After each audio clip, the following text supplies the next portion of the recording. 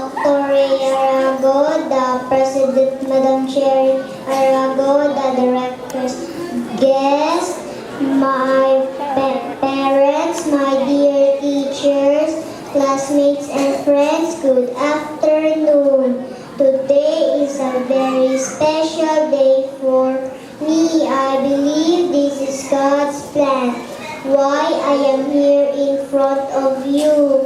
I want to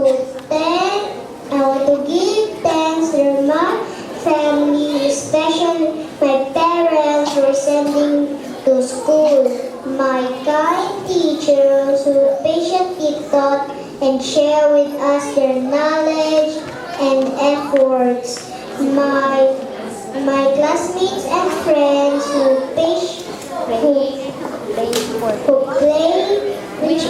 with me with joy, tears, and laughters.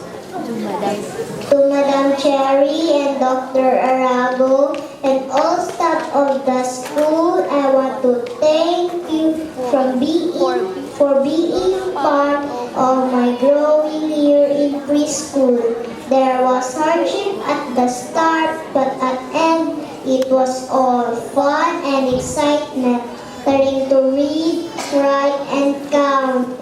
In behalf of my family and deep from my heart, your efforts are the best acknowledged.